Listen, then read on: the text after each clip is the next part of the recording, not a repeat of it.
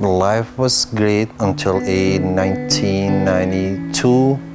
And I was probably about 19 years old. Yeah, I was 14. When war started in our country, and we had a great life. Family, I lived with my mom and my dad and my brother. My dad was a police officer and they are both working. It was great. Then, tough times. For more than 2 months now, Sarajevo has been under siege.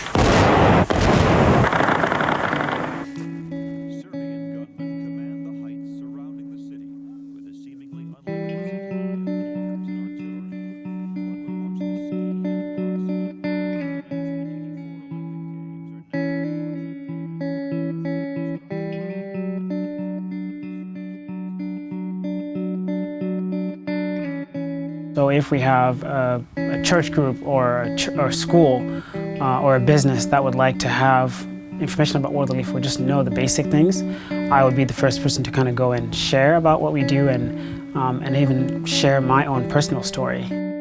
I came here when I was 13 years old. We stayed in a refugee camp for 4 years. So there were 13 of us that all came together. As far as an immigrant, you have a choice. You can choose where you want to go. As far as refugee, you do not. You know, you don't leave where you're in. You basically get killed. My mom saw in the newspapers ad, like immigration. If you want to move to United States, you can apply. So we decided to apply. And with a 2-month-old baby, it was a really scary thing to do, but we decided to take the step, and there we are. Our job is to push advocacy work and just helping people to understand exactly the process, helping people to understand these people, where they're coming from, why they're here. They did come and pick us up a few times to get a doctor's appointment and get me to find a job. He got a job, started working right away. I didn't, because my baby was just 3 months and I didn't speak any English. We didn't know where we're going or anything. Our mission is to empower the local church to serve the most vulnerable.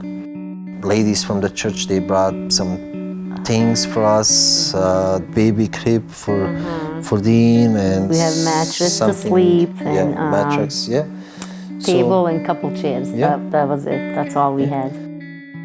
My mission, as far as me being a part of World Relief, is to empower the refugees in the community to serve the community, empowering each and every person to look at the bigger picture of who we are, where we come from.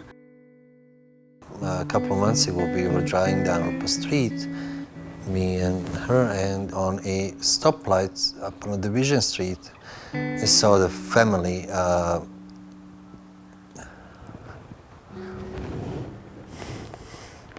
Yeah, it was hard. So there was a mom, dad, and couple kids, and they were just crossing the street.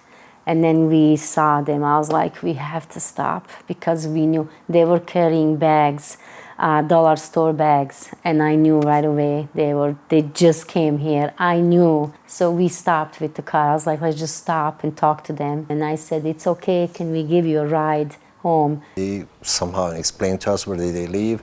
We took them homes, and of course, when you walk through our door, it just reminds you everything. I mean, it was just empty and everything. There's like husband, wife, and 5 kids, I believe, so 4 girls and 1 boy.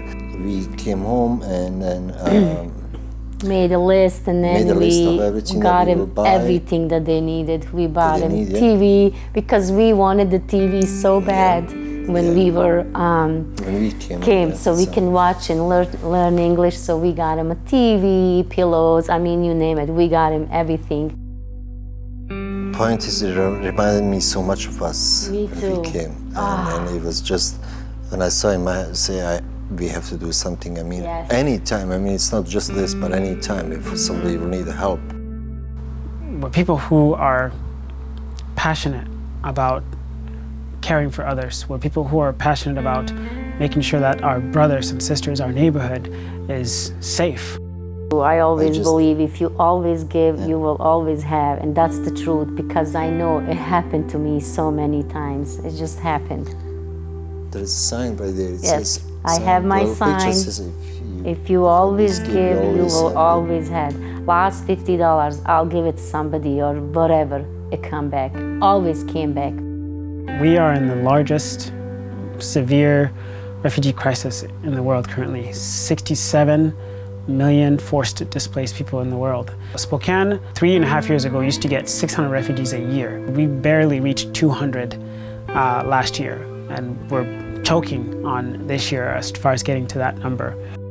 A person might come and not know a single English word.